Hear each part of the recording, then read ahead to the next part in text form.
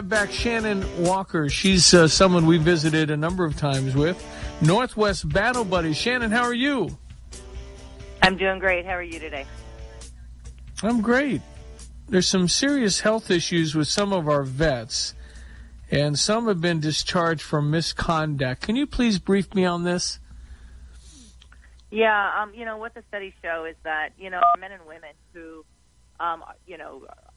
are servicemen and women who have experienced trauma through their military service and then end up being diagnosed with PTSD and TBI, which are considered signature wounds of conflict in Afghanistan and Iraq. The fact is that, many of them, within 2 years of them leaving the service, are being diagnosed with PTSD and TBI. And then what happens is if they have misconduct due to the trauma that they endured through their service life, what's happening is that when they leave the service, many of them are being their VA benefits are being discontinued because of the misconduct. And I think it's really tragic because when you have men and women who are serving in our military for many, many years honorably, but if they endure trauma because of their service life, it is no fault of their own. They're serving our country. And if they develop PTSD or TBI, and then because of those symptoms, because of what happened in that diagnosis, the symptoms that they're living with, and then it compromises their service life and ends up, they might leave with misconduct. They might leave their service life or with a stigma, and then to not have any VA benefits the rest of their life is a tremendous price to pay on top of the service life they paid in the first place.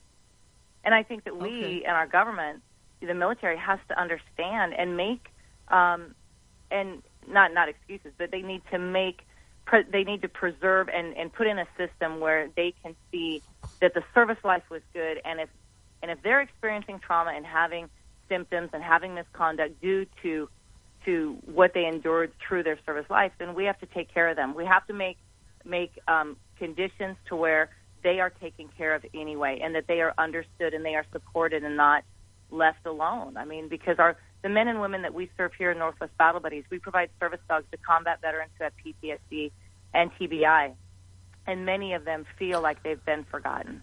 Many of them feel like they've been dropped by the military, by our American citizens, by our country, and we have to be there to serve them, because without them we wouldn't have the freedom that we have today. And we have to understand and know more about what they're going through. Shannon, when you say misconduct, they're being discharged, what are you talking about when you say misconduct? What does that mean? Well, sometimes because of PTSD and TBI, they can be volatile. Sometimes they can self-medicate. Sometimes they can break some of the rules that happen that they are accountable to in their military life. My twin boys serve in the military. They're in the Army and Marines. And, they'll talk to me about, what the expectation is. And PTSD and TBI is an illness. I mean, it's a physical thing that they can't help. And I'm not saying that we make excuses, but I'm saying we understand and we treat them better and we give them the medical treatment and support that they need so they can help overcome these symptoms that are compromising their character at that time. I understand. And I listen, I support the military 150%. And I hope you know that from the conversations in the past. But it's a real tough area when you're talking about this, identifying it, treating it, having the people to be able to, enough resources, which I think we've fallen over a lot with the VA, et cetera. But it just as an alcoholic, you can't excuse a DUI because they've got a disease. There's still consequences. So I guess you've got to be able to identify PTSD early and get them treatment. But if they act poorly and it's because of Afghanistan, somebody's still got to be responsible for the actions. That's a tough one. No, and I 100% agree. I mean, I raise my boys. I mean, you are accountable for your actions, period, and don't make excuses, and you're not a victim. And I'm not even talking about that, and I would never sit there and say that, of course, I mean, I've been doing this for 5.5 years with our veterans, so the only experience and expertise I have is working with the 45 American heroes I've had the opportunity to serve, and then what I've learned through the process of PTSD. But when they are diagnosed, 62% of the service members that were discharged had the diagnosis of PTSD or TBI prior to being discharged. And I'm not saying to make excuses, but I am saying that PTSD, from my experience, is still misunderstood. And the support is not there for our men and women who have served. And so we just have to continue to do our best to understand, to put in systems to help them overcome, and so they don't feel like they're forgotten. Because the fact is that the PTSD and TBI that they are, the trauma that they are enduring, is because of their service. It is because of their service. True. I agree with that. Yeah, I think that's true. To be better at serving them. Yeah, no, I think that we could totally get better at serving our vets. There's no doubt about it. And you've done that with your battle buddies. Tell me again about that. You train dogs for your vets, and you've served, you said, 45 individuals. What's been the response from it and results of it?